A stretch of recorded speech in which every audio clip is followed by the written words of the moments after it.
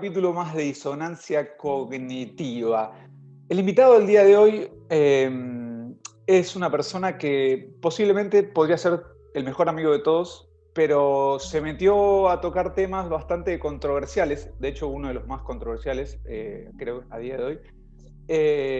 Y bueno, se metió a investigar un montón de asuntos, un montón de temas que no le cerraban al parecer. Creo que comenzó su punto de inflexión con lo que fue la llegada del hombre a la luna y también con un discurso de Obama en el 2015 que le hizo replantearse algunas cosas. El personaje del día de hoy nos va a enseñar seguramente un montón de nuevos conceptos, nuevas maneras de ver la vida, de ver las cosas. Y bueno, creo que tenemos mucho que aprender de este personaje disonante del día de hoy. Así que bueno, los voy a dejar con él, que va seguramente a agarrar el timón del barco y llevarnos muy lejos a circunnavegar este espacio disonante. Los dejo con el señor Iru Disonancia Landucci. Perdóname, Iru, te tenía que presentar así. La gente va a saber. La verdad que no. Nada, no, tal cual, nada que perdonar. Una presentación muy original. Nunca me han presentado como Disonante Landucci, pero tampoco me desagrada mucho. Creo que los temas que vamos a abordar tienen una temática que muchos dirían eso es disonancia cognitiva, incluyendo aquellos que tal vez ni siquiera saben a lo que uno se refiere cuando habla de disonancia cognitiva. Así que espero que a través de esta entrevista, que desde ya te agradezco, podamos de alguna manera clarificar ese término. Gracias por aceptar así el desafío a la entrevista de una. De verdad que te agradezco un montón. Mi primera pregunta es bien simple, bien básica. ¿Vos te llamás Iru? ¿Ese es tu nombre de pila? ¿O es un nombre artístico? Mirá, en realidad, no, lo de nombre artístico no, pero tengo 3 nombres: Lautaro, Iru, Fernando. Casualmente el segundo nombre es Iru, pero si me dejas spoilear un poquito tal vez y hacer apelación a algunas líneas de conductas energéticas, me acuerdo que cuando me empecé a meter un poquito, cuando volví a retomar una cuestión más espiritual, o cuando empecé a tratar de unir la cuestión de la ciencia y la espiritualidad, me acuerdo que una de las primeras prácticas que me había hecho era la numerología, pero para entender, a modo tipo astrología. Ajá. Y vos sabés que el número 3 lo tengo asociado de cuajo, básicamente. Y después, con el tiempo, me di cuenta en esa numerología que me autohacía, Iru tiene 3 letras, significa el número 3 en vasco. Nací el día 27, que es 2 más 7, 9, son 3 veces 3, en el mes de marzo, que es el día 3. Tengo 3 nombres. Bueno, hay una conexión bastante... de hecho, el 3 representa al maestro, entonces, viste que me la paso hablando de maestro. Maestro. Sí. Como algo innato. Y bueno, nada, sí, es el nombre real. Iru es mi segundo nombre, no es el número 3, pero significa 3 en vasco. Me apunté a preguntarte por tu familia, de cómo eras en el colegio. Vos a día de hoy te veo, sos una persona que le gusta mucho investigar, que vas mucho por el lado científico. ¿Tenías esa curiosidad de chico? ¿Eras el más estudioso? ¿Cómo era Iru Landucci en el colegio? Mirá, yo nací en la ciudad de La Plata. La primaria y el jardín y la primaria la hice en un colegio muy de medio pelo, digamos, de calidad media, y después tuve la posibilidad a través de mi abuelo, por ser italiano, que me pudo, con un esfuerzo bastante grande, consiguiendo media beca, me pudo mandar a la escuela italiana, la Leonardo da Vinci, en la ciudad de La Plata, que todavía sigue estando. Ajá. Y la verdad que eso me cambió bastante la situación a lo que yo era como estudiante. Nunca de todas maneras fui el más estudioso, ni mucho menos.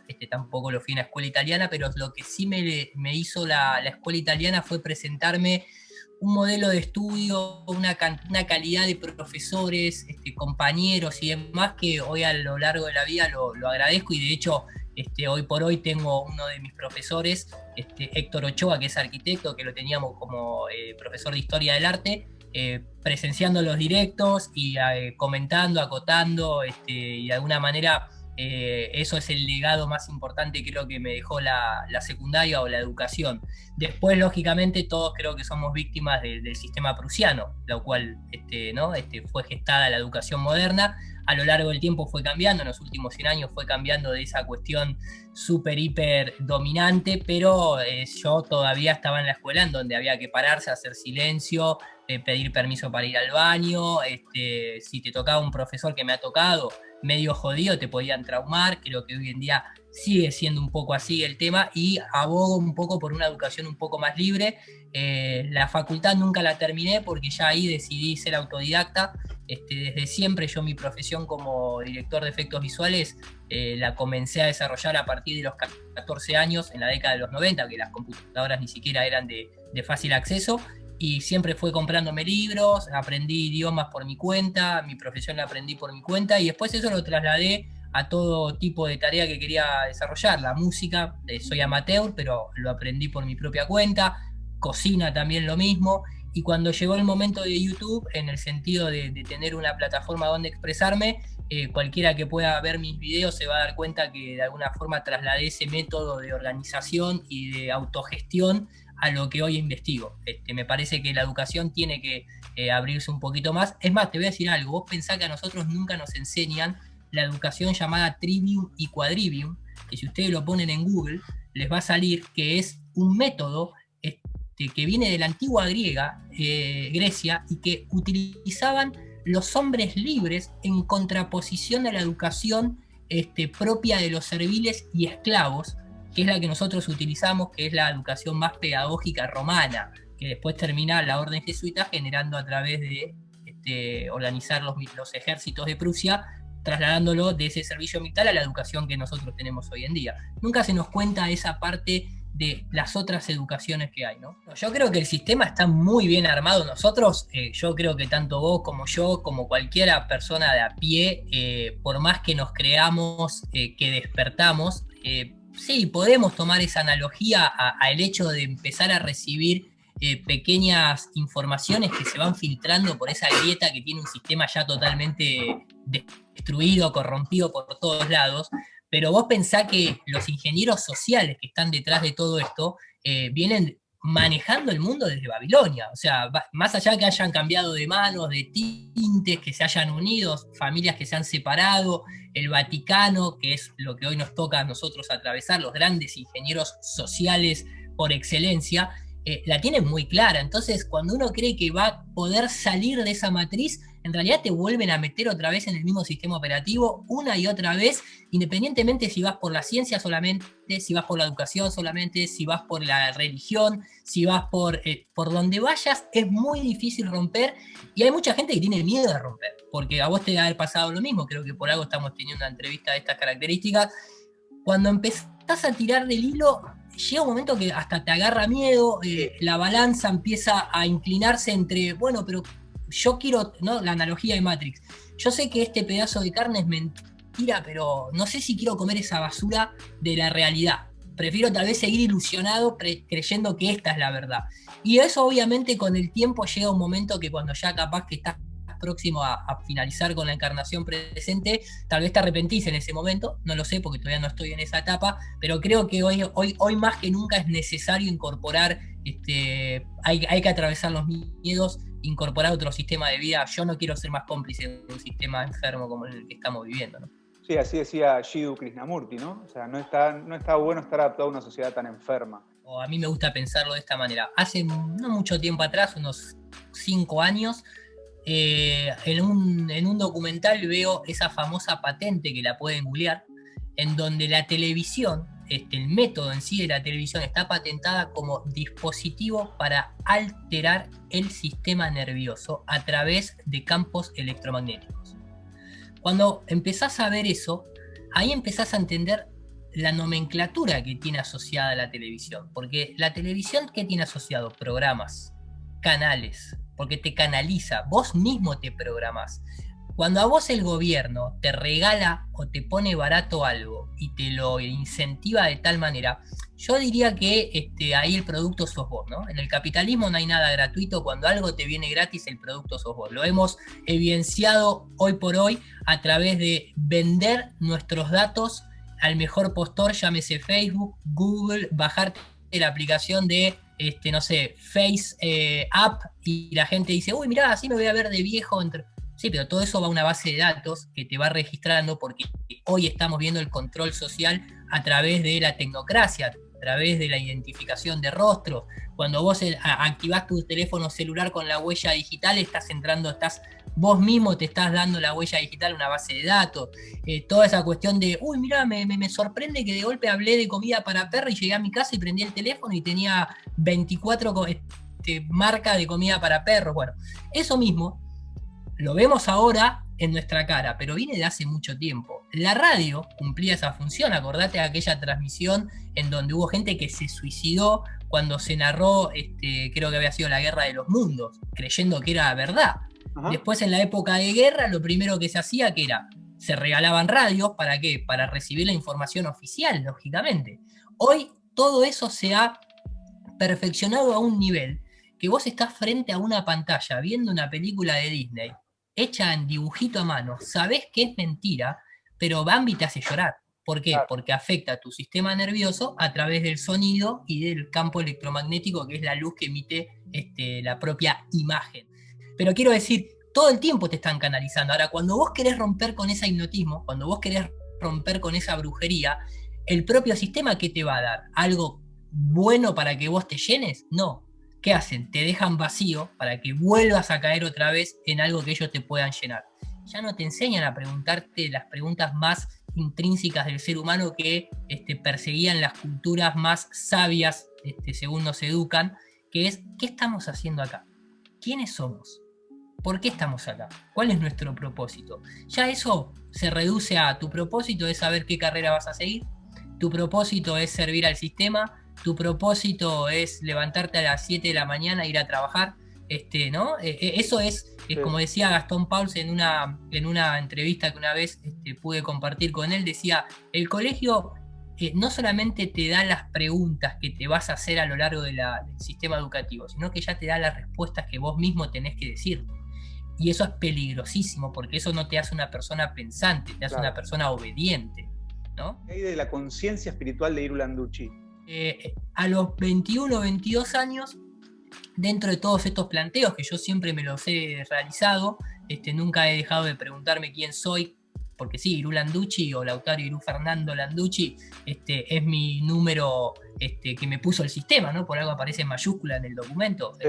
Capaz que vos conocés de lo que es la ley natural contra la ley positiva, pero ¿quién soy yo? O sea, ¿de dónde vengo yo? ¿Qué estoy haciendo acá? ¿Por qué? ¿Qué es mi conciencia? ¿Dónde? ¿No? Todo ese tipo de cosas se habían de alguna manera aplacado cuando me volví al paradigma científico, pero antirreligioso, pero nunca me dejaron de picar internamente. Y a los 21 o 22 años, totalmente de forma involuntaria, eran las 10 de la mañana, yo estaba en la cama de mi vieja se había ido a trabajar afuera durante un mes y con mi hermano nos repartíamos la cama más grande, ¿no? Básicamente, mi papá se divorció desde muy chico con mi vieja, cuando yo era muy chico, y me acuerdo que estaba en la cama de mi vieja, en la cama grande, matrimonial, y salí del cuerpo accidentalmente. O sea, yo de golpe siento como que me caigo de la cama al piso, pero no impacto, o sea, no siento dolor, no siento un choque, nada, pero es como que mi vista es la de verme las manos, pero apoyado en el piso, ¿no? Con todo el detalle. Sí. Y como que no me puedo parar. No había sonido, no escuchaba nada, era como si fuese un vacío en ese sentido. Y me quiero parar, me quiero incorporar, pero no sentía las piernas. Sentía como de la cintura para arriba. Pero no me dolía, no me había agarrado miedo, nada, simplemente me empecé como a arrastrar con las manos, ¿no? Como a tratar de moverme por el piso y arrastrado. Y de golpe lo que para mí hubiesen sido 2 minutos de estar arrastrándome, tengo como una tercera visión en donde como si yo estuviese acá, me veo mi cuerpo en la cama y mi cuerpo astral arrastrándose, ¿no? Como viéndome 3 veces, básicamente. Y después de ahí, eso fue muy cortito el tiempo, ¿eh? Después de ahí es como que vuelvo a la visión de mi yo arrastrándose en el suelo, y a medida que me voy arrastrando es como que comienzo a elevarme y ya no hay como un roce en el piso, a pesar de que no se sentía nada de todo eso, sino que hay como una levitación y bueno, nada, pasé ahí, atravesé la puerta, pasé por por mi casa, Eras consciente. vi imágenes. Ibas eligiendo cada cosa. Totalmente. Como en un sueño, ¿no? Totalmente. Como en un sueño lúcido. Sí, pero como, claro, a mí me gusta decirle consciente, porque lo de lúcido siempre hace referencia a Lucy, ¿viste? Es verdad. Como diría Gustavo Cerati, ¿quién no ha visto a Lucy? Yo, por suerte, creo que no la vi a Lucy. No tengo ganas de verla todavía, ni mucho menos. Pero bueno, consciente, estaba totalmente consciente, pero autómata. O sea, no tenía un objetivo, pero mi cuerpo se iba para afuera de mi casa. O sea, quería atravesar la cocina, el comedor y llegar a la afuera. No sé por qué motivo, pero así fue. Y después, lo raro fue que cuando llego a la parte delantera de la casa de mi mamá, yo como que atravieso el cuerpo de la puerta y viste como cuando estás soñando y ves como una fuente de luz muy fuerte y los ojos se te cierran y no ves claro. Sí, sí, sí. Me pasa eso, veo como todo, es como si realmente hubiese salido, ¿no? Como si recién me hubiese levantado, hubiese abierto los ojos y estaba a las 10 de la mañana con un sol tremendo en la calle, viste, todo nublado, se veía todo como manchas de colores, una mancha violeta en el medio y mi cuerpo en la cama escucha el timbre. Y cuando escucha el timbre es como que todo ese recorrido que yo había hecho es y vuelvo al cuerpo, ¿no? O sea, como que mi cuerpo físico se despierta, yo me vuelvo al cuerpo, me quedo como sorprendido de la experiencia que había tenido, que había identificado que no era un sueño, pero que tampoco era, o sea, no sabía qué era, de hecho, directamente, no sabía qué era. Vuelve a sonar el timbre, ya ahí yo ya estaba despierto, me incorporo, voy caminando. Lo raro es que cuando iba atravesando los distintos lugares de la casa estaban en la misma situación que yo los había visto cuando había estado. Bueno, cuando llego a la puerta, abro la puerta y había en ese momento del correo Oca, había un hombre parado con la ropa violeta y la situación de luz de día como me había pasado en ese desprendimiento corporal. Bueno, nada, lo atendí, le firmé un papel, venía a traer una cosa para mi hermano. Y ahí como que la cabeza me hizo un clic y esa experiencia me marcó. Nunca más me la pude olvidar y me acuerdo que yo ahí dije, yo no sé si esto es como cuando uno se muere, pero yo me sentí en un estado en donde más allá de hoy en día decir, me siento una persona espiritual por lo que leo, me vi en espíritu. Iru, te vendí como un personaje disonante y de momento pareces un buenazo. Vamos a ir al hueso de la cuestión. Te dice, no sé que no vas a agarrar ese título, pero sos el referente en lo que tiene que ver con la persona que más sabe de lo que es el terraplanismo en la lengua española. ¿Es real esto? A ver, yo no me adjudico la del líder, me han dicho muchas veces el líder terraplanista. La de referente, sin dejando egos de lado, creo que es un título que me pude haber ganado porque hoy por hoy, si buscan en internet, se van a encontrar que he tenido la posibilidad, tal vez por haber estado inmiscuido en los medios, pero detrás de bambalinas, ¿no? Siendo en este caso director de efectos visuales o participar en cuestiones artísticas, uno va haciendo los contactos y trabajé en canales de televisión y demás, y eso me fue llevando a, una vez que quise esparcir el mensaje, que no es tanto el de la Tierra plana en sí, sino el de la cuestión cosmológica, el de retomemos, miren que no tenemos todo solucionado la cuestión cosmológica, y aparentemente desde la observación, hasta el propio Edwin Hubble tuvo que decir que asumir un modelo heliocéntrico o geocéntrico era pura y exclusivamente una cuestión filosófica. Y por cuestión filosófica nos íbamos a quedar, dice él, con el modelo heliocéntrico, porque si somos el modelo geocéntrico es demasiada responsabilidad la que tendríamos que asumir. Entonces, quiero decir, cuando vos te vas enterando de esos muertos en el placar que tiene la cosmología, acá no se trata de criticar a la ciencia empírica, funcional, que te ayuda y te hace la vida más fácil todos los días, ¿no? Eso no tiene nada que ver. Nosotros no cuestionamos a eso, sí cuestionamos a la cuestión, valga la redundancia, filosófica. He podido trasladar ese mensaje a lo largo de estos últimos 5/6 años en un montón de medios de comunicación. Creo que sí soy el que más tiene entrevistas televisivas, radiales, participación en conferencias, porque he participado desde la primera que se hizo en Carolina del Norte, en Estados Unidos, hasta todas las que se hicieron de la Flat Earth International Conference en Inglaterra. Organicé junto a los hermanos Barea y otras personas que nos ayudaron, 3 conferencias en España, 2 en Barcelona y una a la última hora en enero de este año, que parece que hubiesen pasado 15 después de todo esto que se están haciendo vivir, donde hubo 500 personas ahí en Madrid. O sea que de ese lado, hoy en día también sigo subiendo información, si bien abarco también cuestiones geopolíticas y ocultistas, mi tema principal sigue siendo esta cuestión cosmológica por un lado, pero también me gusta mucho y me entretiene y lo hago porque no hay gente que lo haga, desarmar el camino visual, tecnológico, cineasta, de cómo nos vienen mintiendo con que siguen yendo al espacio, con que China ahora aterrizó en la Luna y se trajo 2 kilos de roca, o cómo los astronautas falsean que están en la Estación Internacional Espacial. Bueno, me gusta aprovechar mi profesión como para eso. Y creo que por todo eso y algunas otras cositas, lo de ser referente creo que es un título que lo acepto. Escuchame, ¿y el tema te interesaba antes? Porque yo siento que encontraste ahí como un hilo medio perdido, ¿no? Que creo que arrancaste con una conferencia Obama que nombra el terraplanismo, ¿no? Te escuché varias veces hablar de eso. Sí, ¿no? El camino fue así.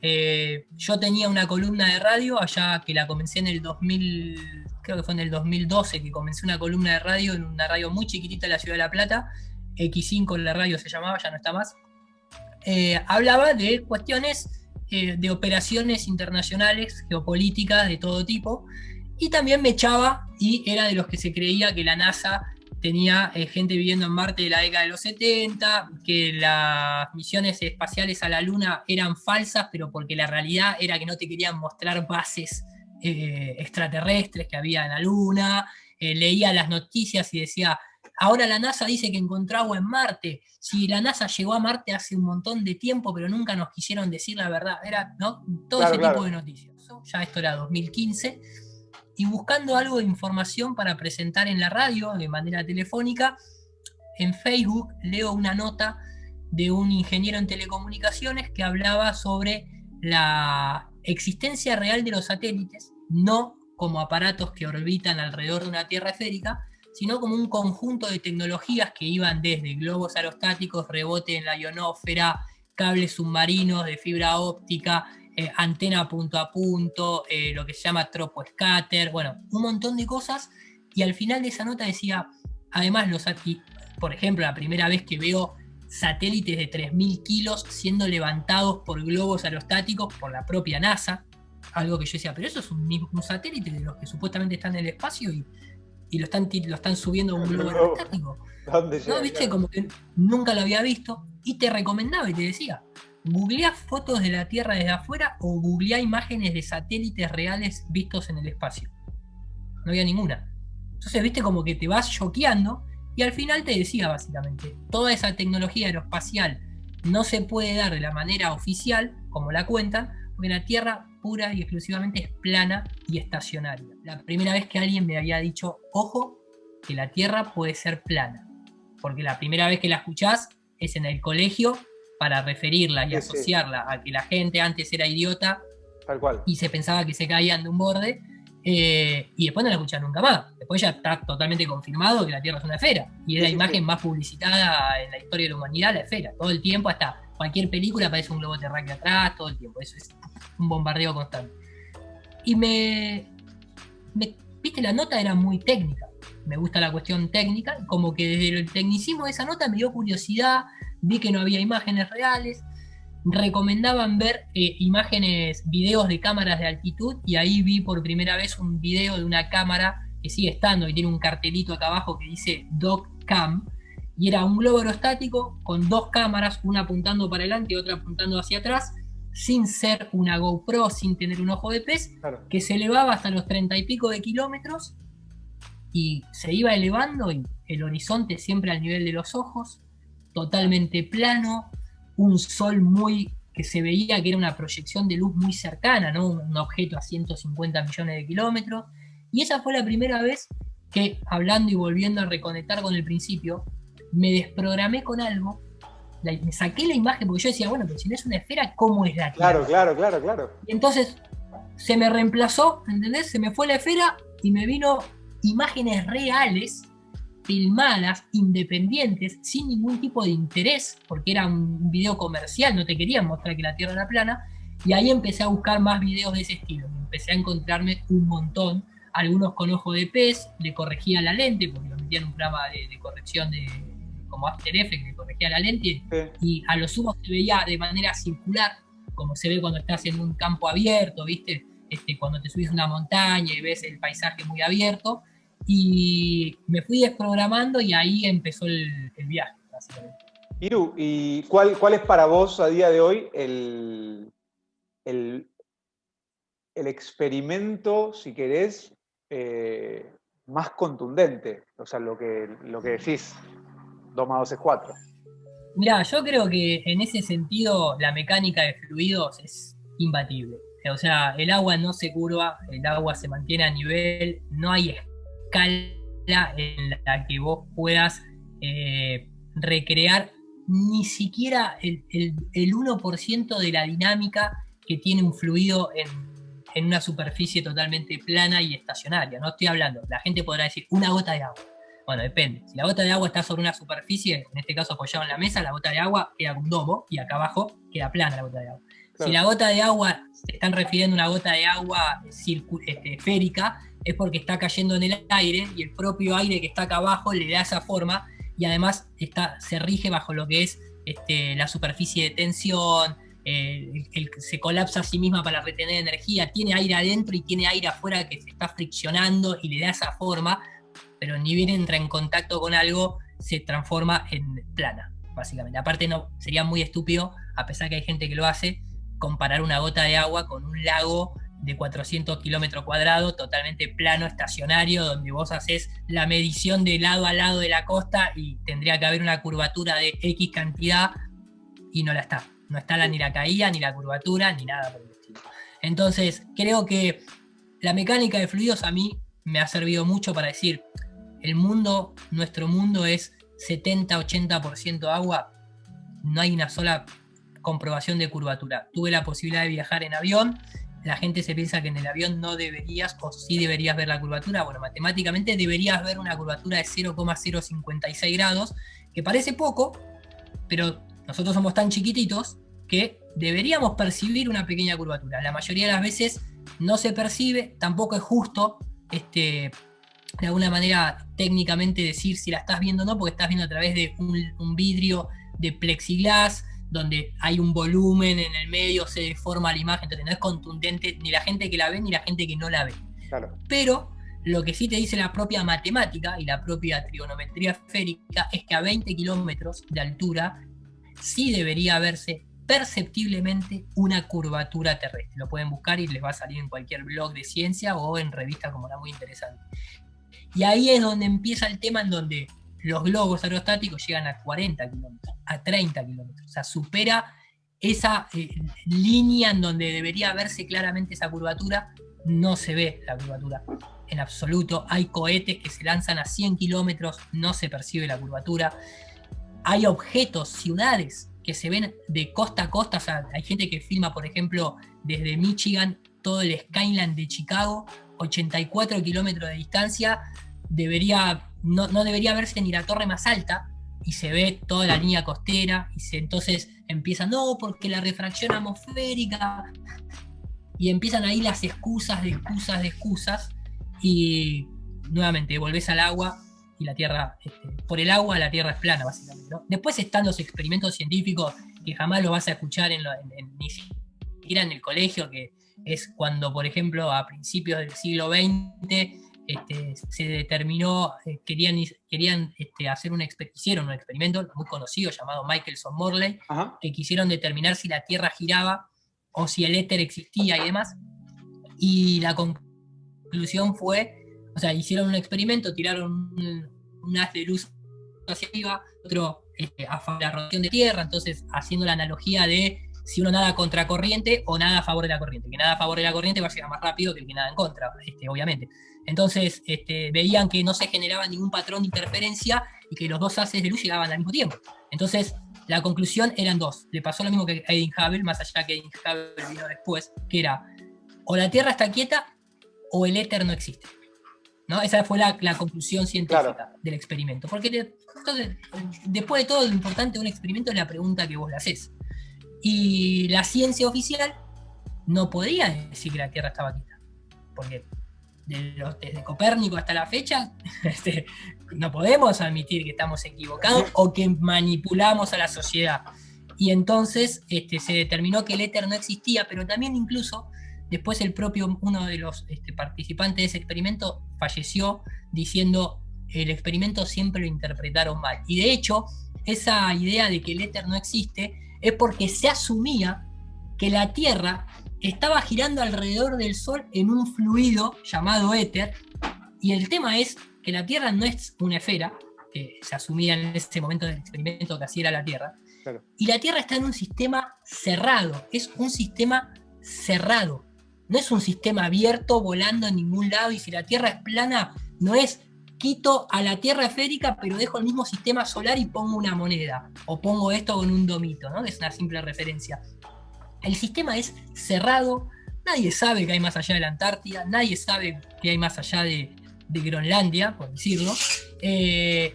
No se mueve, no gira, lo que gira es el Sol, lo que gira es la Luna, lo que giran son las estrellas. Y después, el éter para mí existe, podemos ponerle cualquier tipo de nombre, podemos ponerle Maya, ¿no? Claro. Si queremos irnos a los mayas. O sea, Sí. el nombre filosófico, ¿querés decirlo ahora en términos modernos? El bosón de Higgs.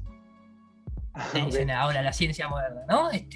Y es que hay algo que todo lo permea, pero no sabemos qué es. Y es más, la ciencia moderna te dice, pero no es el éter, porque si tienen que reconocer que existe el éter, entonces Se nos frena la Tierra. podría generar Claro. podría generar bastante conflicto. Así que no te quiero aburrir, ni los quiero aburrir a los que están escuchando, pero hoy en día tenemos demasiadas formas de experimentar una Tierra estacionaria y una falsedad total de lo que son las agencias espaciales, sea la NASA, la ESA, la JAXA o cualquiera de estas, que están todas entongadas, básicamente. Iru, me meto un poco en la cabeza de la gente que está viendo este video en tiempo real y se estarían preguntando, obviamente, por qué nos ocultarían la forma de la Tierra. Digo, es una pregunta, creo que la más básica y la que te han hecho 1000 veces. Uh-huh. O sea, ¿cuál sería la respuesta de por qué nos ocultan esto? Yo creo que la respuesta son varias, pero que son muy fáciles de entender. Primero que todo, es como preguntarle ¿qué ganarían los gobiernos con mentirte a la hora de gobernar? Y vos decís, pero todo. Si no te mienten, claro. te mienten, ganan todo. O sea, decime, como decía el flaco Spinetta, los políticos juramentan sobre una verdad que después no van a cumplir. O sea, nadie ha cumplido prácticamente nada de lo que ha propuesto en campaña y no hay ninguna consecuencia ni judicial, ni moral, ni nada, ¿no? O sea, lo máximo que hace es salir con un cartel a decir, vos nos prometiste que ibas a hacer esto y no lo hiciste. Y el tipo sigue viviendo como un rey, básicamente. Sí. Entonces, pero mintió. Claro. Y esa mentira hizo que pudiera controlar un grupo de la sociedad. Si yo te pregunto a vos, ¿qué gana el Vaticano? Porque aparte la mayoría de la gente que aboga por ser científica, la mayoría no son creyentes, pero sin embargo tienen que lidiar todos los días con prender la televisión y escuchar que el Vaticano, en este caso el Papa Francisco, Papa jesuita, por primera vez en la historia, se le pregunta, ¿qué hacemos con el cambio climático, señor Papa? ¿Qué hacemos con Venezuela, señor Papa? ¿Qué hacemos con las guerras de Estados Unidos en Medio Oriente, señor Papa? Y si depende de lo que diga el Vaticano, es palabra santa. Palabra santa. Entonces claro. Vos decís, ¿qué tiene que hacer una institución religiosa en cuestiones de hablar del cambio climático? Como dijo ahora el Papa Francisco, la propiedad privada está en segundo orden, ¿no? Pues jesuita, Opus Dei, ¿no? Esta cuestión de querer apoderarse de todo, básicamente. Quiero decir con esto, el Vaticano, si vos haces la misma pregunta, pero la religión, ¿qué gana una religión con mentir? Gana control, gana posesión, gana riquezas, gana un montón de cosas, intervenciones políticas. Vos no te olvides que lo que dije al principio, en muchos países si no estás bautizado, no podés ser ni siquiera presidente. Estados Unidos mismo, cuando asumió ahora Donald Trump, al igual que todos los demás presidentes, si bien no son católicos, juramentan sobre la Biblia cuando reciben el... ¿no? Es más, verdad. los presenta el cardenal de Nueva York a cada uno de los presidentes de Estados Unidos. De ahí para abajo te podrás imaginar. La iglesia ha tenido intervenciones en las épocas militares, en todo, en la época nazi, hoy en día. Quiero decir, es una institución que te miente para controlarte. El que miente controla, lo puede vivir uno a nivel familiar, y después eso lo vas escalando a nivel empresarial, a nivel corporativo, a nivel institucional, a nivel religioso. Y ahora, ¿qué pasa si yo asocio una realidad? Digo, ¿cuándo surgió esta idea de que la Tierra era una esfera? Si vas a la historia te dicen, Eratóstenes ya lo había dicho hace 2000 años atrás, pero Colón supuestamente no sabía que la Tierra era una esfera. O sea, y Copérnico no sabía que la Tierra era una esfera, tuvo que presentar el modelo. O sea, ¿cómo era? Se sabía hace 2000 años atrás, pero al mismo tiempo nadie sabía que la Tierra era una esfera. Todos navegaban, circunnavegaban la Tierra, circunnavegar, hacer un círculo y volver al mismo punto, sin saber que la Tierra era una esfera. Además, Eratóstenes lo conocían los griegos, pero no había un celular para mandar un mensaje. Claro. ¿No? Entonces, a los mayas, todos los cálculos astronómicos, sin tener en cuenta que la Tierra es una esfera, es más, teniendo en cuenta que la Tierra es plana, hay un montón de incongruencias, no me quiero poner técnico, pero el tema es, vos fíjate, Copérnico fue el primero, ¿no?, que planteó el modelo heliocéntrico.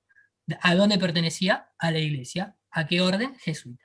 Galileo, el primer director de la primera universidad que existió en el mundo occidental, que es la Universidad Pontífice Vaticana, que se creó en el año 1601, que jamás fue condenado por la iglesia, solamente lo acusó el cardenal Belardino. Lo pueden buscar, hasta el diario El País ha sacado artículos de que la errónea acusación infundada de Galileo Galilei, que jamás, más, ¿quién le financió el telescopio a Galileo Galilei? La iglesia. O sea, no iba a una ferretería y se compraba. Claro. Entonces, Copérnico era jesuita y pertenecía a la iglesia. Galileo era jesuita y pertenecía a la iglesia. Kepler era jesuita, tengo un libro que decía La orden jesuita, cómo ayudaba a Kepler en sus investigaciones, más allá de que dicen que envenenó a Tycho Brahe. Era jesuita y pertenecía a la iglesia. El propio padre del modelo del Big Bang, Georges Lemaitre, un católico belga que falleció en 1960 y pico, 70 y pico. En el año 1927, plantea la teoría del Big Bang. Ajá. Entonces digo, la misma gente que a mí considero que me ha mentido y me ha manipulado a través de la religión, es la misma gente que también creó el modelo heliocéntrico. Y que el modelo heliocéntrico representa la adoración al sol, la misma representación que tiene, por ejemplo, Jesús en el culto solar o los egipcios. Y tienen obeliscos en todas las capitales del mundo, y siempre todo el tiempo es el sol que le ponen corona. Vamos a ver ahora una eyección de masa coronal, ¿no? Porque el simbolismo está en todo, así se controla el mundo, lo decía Confucio. No se lo controla por leyes ni política, sino con símbolos y números, por eso usan gematría y simbolismo. Entonces, empezás a ver la conexión, y cuando vos me preguntás por qué te mentirían, porque es la resurrección del ave fénix, es el cambio de paradigma, es el cambio de llevar al hombre al transhumanismo y al despojo de lo más espiritual. El mejor sistema para despojar al hombre de lo espiritual y que empiece a aceptar esa robótica tecnocracia enferma que plantean un humano sin alma, el único que te puede permitir eso es el modelo cosmológico creado por esa misma institución que ya te mintió con la religión y ahora te trajo este modelo heliocéntrico, Big Bang, como vos quieras llamarlo. Entonces, ¿por qué nos mentirían? Por lo mismo que nos han mentido siempre. Control social y absoluto. Simplemente lo veo desde ese lado. Creo que esta situación actual que nos está tocando, lo que ellos han denominado en el foro de Davos el gran reseteo, de Great Reset, en donde ya se estaba hablando de cómo hacerlo a través de una planificación de salud. No quiero utilizar palabras claves por cuestiones del algoritmo, exactamente, de censura. Mirá lo que hemos llegado. Menos mal que vivimos en democracia. Entonces, a lo que voy es, creo que esta situación a mucha gente la ha predispuesto a escuchar otras cosas. Yo he escuchado a los médicos por la verdad, en donde cuando a mí me acusaban de conspiranoico, hoy en día el Grupo Médico por la Verdad se queda así chiquitito. Ha tenido que reconocer. ¿Cuándo habías escuchado a un médico hablar de Bill Gates? Y Claro. haberse enterado que Bill Gates en realidad es Bill, o sea, Bill es de William III, y que el padre de Bill Gates había sido uno de los que había creado las máquinas IBM para nomenclar campos de concentración en la época de la Segunda Guerra Mundial, y creó y ayudó a la Planned Parenthood y está detrás de una despoblación, ¿no? Todos esos médicos, vos eso se lo contabas hace un año y medio atrás, y te cortaban el teléfono. Claro, claro, Y obvio. ahora se han tenido que subir, ¿no? Porque cuando vos me preguntás por qué nos mentirían, yo cuando ya veo el título Médicos por la Verdad, es que alguien me está mintiendo. ¿Y quién me está mintiendo? ¿La OMS? Y si me miente la OMS, imagínate el nivel de escala mundial que puede manejar un Vaticano. Si yo tengo que admitir como médico que me mintió la OMS, que sería mi Vaticano, Claro, claro, claro. entonces tenés que estar Ir dispuesto más a todo. arriba, claro, tenés que ir más arriba, sí, sí, sí, sí. Entonces, ¿cómo no te van a mentir en la forma del mundo en la que vivís si de ahí todo radica de ahí? Todo radica de ahí. Entonces, digo, ábranse, cuando escuchan estas cosas, se van a encontrar con muchas cosas en internet. Algunas que tienen un tinte más, yo no abogo por ese terraplanismo religioso que muchos, no, porque en la Biblia dice que sí, pero también lo decían los mayas, los aztecas, los fenicios, todos, menos nosotros, menos nuestra generación. Entonces, van a encontrar de todo. El ejercicio de cada uno es filtrar esa información, rescatar lo que les sirve, armar su propio camino. Si les sirve una cuestión religiosa, bueno, vayan para allá, tal vez es su camino, pero no se cierren de primera. Entonces, yo particularmente tengo un pequeño canal de YouTube, es el tercero que me cierran y que vuelvo a abrir, no voy a bajar los brazos, que se llama Nur para Todos, que lo pueden encontrar también en Instagram, en Twitter. Mi nombre es Iru Landucci, también si googlean van a encontrar información acerca de las exposiciones que hago y del material que presento.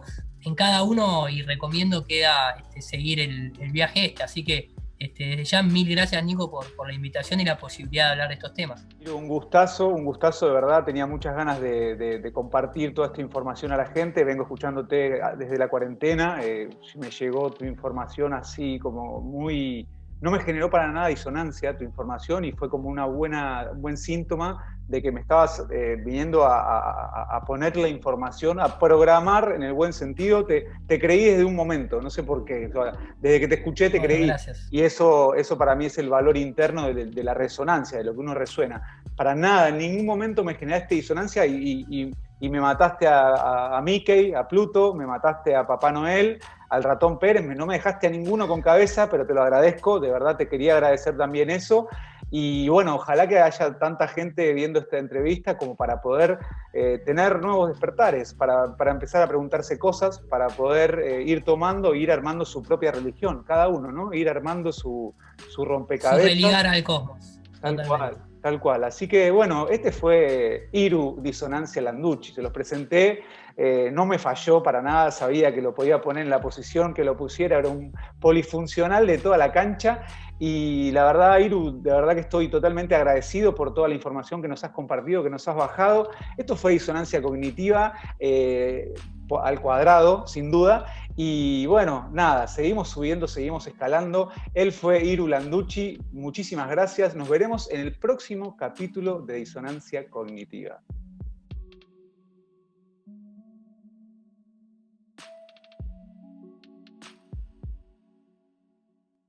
Algo para tener en cuenta, porque tal vez mucha gente cuando escucha esto se está preguntando, ¿y qué pasa con la gravedad? Y los eclipses, y las mareas, y los climas, bueno, todo ese tipo de cosas, después ya recuerden que esto surgió o resurgió hace muy poquito tiempo, están explicadas, algunas están demostradas, otras están planteadas, porque ningún modelo tiene la respuesta a todo, pero sí hay planteos, hay ideas y demás.